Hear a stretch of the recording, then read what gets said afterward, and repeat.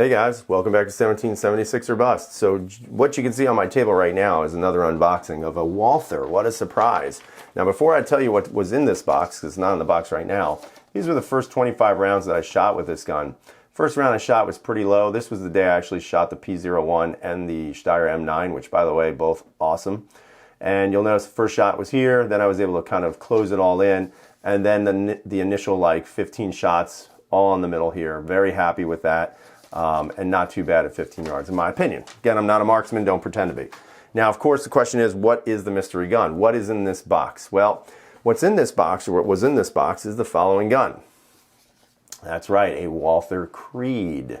Now, some people might say, my God, why did this guy just buy a fancied up High Point? Well, you know, like I said before, I really like Walther pistols. I think they're one of the best makers of guns in the industry. Their quality is great. Fit and finish is really, really, really top notch. The finish on their slides is great. The stippling is awesome. Even the grip angle is really nice on these guns. Now, of course, most people would say, but why the Creed? Well, to be honest with you, I got this for under 300 bucks. And for me, that's pretty damn good. So the way I look at it is, why wouldn't you want to buy a gun at less than $300 that you know is going to be quality, that you know is built really well? Now, in regards to the Creed, one of the things that a lot of people look at is when they see this, is they see High Point. Now, yeah, I understand you have that big curve in the back, again, but the grip angle is not as sharp as, let's say, a High Point. I would really say that the grip angle on this, and again, I don't want to bring the PPQ out because this is really about the Creed, but just to show you or give you an example of it, here's the PPQ right here, and you'll notice if I sit them on top of each other like that, the grip angle is identical for both now. So I think if you were going to say this is a High Point, you'd be completely off, only because I just don't see necessarily that there's an exact match here. However, with the fit and finish of the gun is very, very nice quality. There's a lot of good features on it for a very, very plain Jane type of gun. But again, for under 300 bucks, for me, for you, it might cost a little bit over 300, not too much over 300. This would be a good entry type of pistol. For me, this is going to be a home defense weapon. And the way I look at it is I can't go wrong with a Walther because I do know that their quality is very good. Now, in regards to the trigger system, this one was where I was kind of iffy about because I wasn't exactly sure if I wanted to do this. There is a hammer. Now, this is what they call a pre-cocked hammer. So basically when you put or you rack it into place, your trigger has a very light pull, and for a hammer, it actually feels more like a striker fired type of handgun. Now I will tell you that this trigger is probably one of the best triggers that I've ever felt.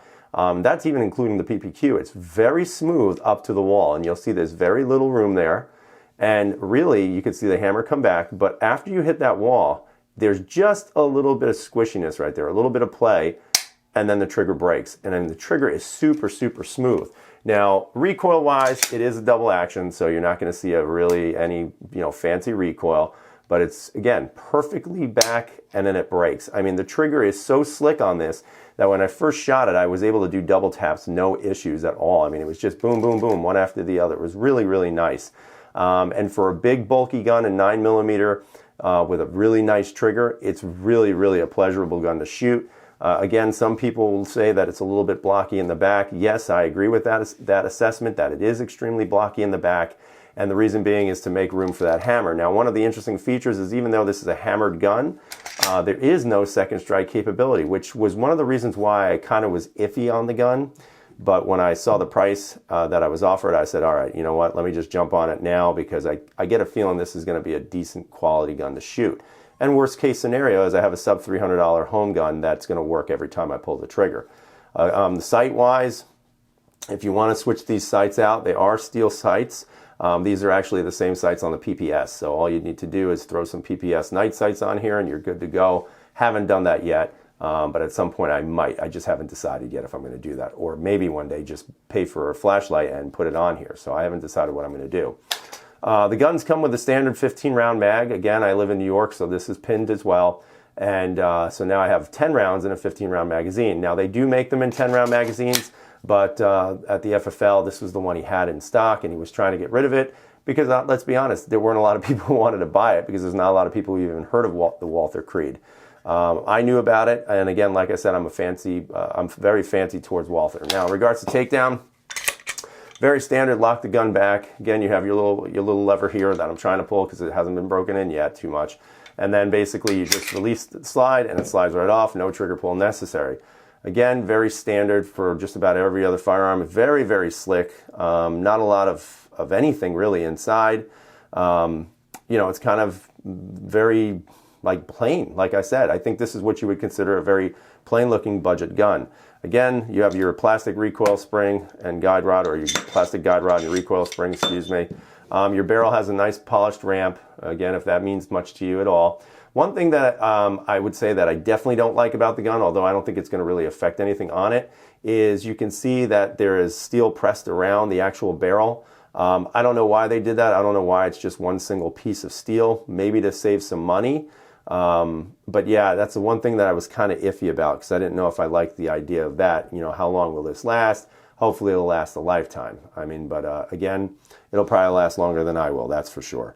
Other than that, I mean, the finish is really nice. The finish on the slide is excellent. It's a Tenaford finish, so again, it's going to last. It's going to be, you know, pretty much rust. I don't want to say rust proof, because really what is, but it is going to be very, very corrosion resistant. Very, very easy to move back and forth on the slide. I will tell you that this is probably one of the lightest feeling guns in regards to racking the slide that I've ever felt.